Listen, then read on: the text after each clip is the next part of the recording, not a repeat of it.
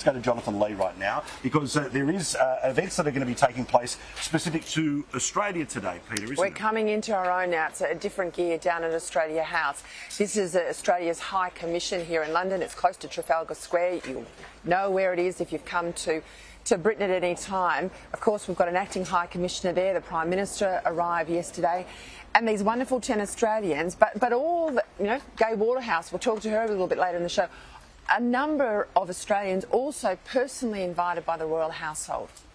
Yeah, it's a bit of a who's who, and certainly amongst those who's who is the who's who for us, Jonathan Lee, who joins us now from the beginnings of that particular reception. How are you, mate?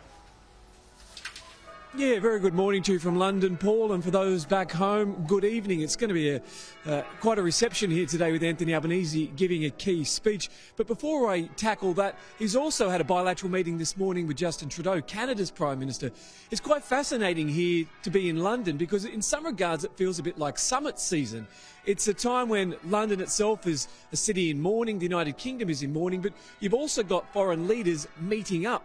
A short time ago, I heard a bit of what they had to say, and Justin Trudeau was making the point that they come together at a time of grief, but he was also saying we have similar values, a similar economy. Anthony Albanese, our Prime Minister, was saying, yes, we have a similar economy, we have similar issues around jobs. So really crossing over messages at the moment, dealing not just with the grief around Her Majesty's passing, but also other economic issues. Of course, Mr Albanese yesterday met with Liz Truss, the United Kingdom's new Prime Minister. He's Australia's new Prime Minister. He also met with the new King yesterday. So there's a few people on training wheels at the moment, and there's a lot being discussed.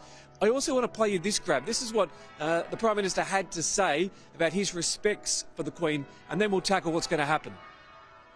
I have a responsibility, Kieran, to represent the nation at this time. There, of course, has always been a debate about our constitution and those issues. I think that it is very important that during this period of mourning that I express the view which overwhelmingly the nation is feeling at this time, which is this is a period of grief.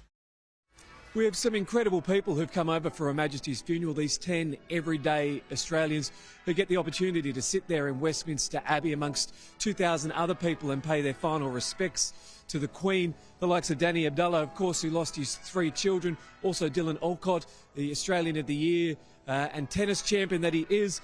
And in regards to what the Prime Minister will say at this speech today, he'll draw specifically on the fact that Her Majesty visited Australia 16 times. He'll reference her legacy. He'll say words to the effect of, even as history continued to shape us and the bond between our two nations evolved, the affection and respect in which we held Her Majesty remained unchanged and undiminished.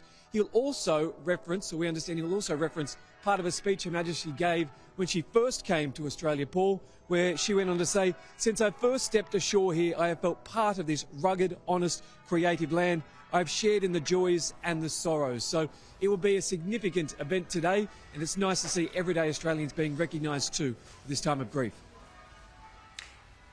Thank you, Jonathan Lee, there from Australia House.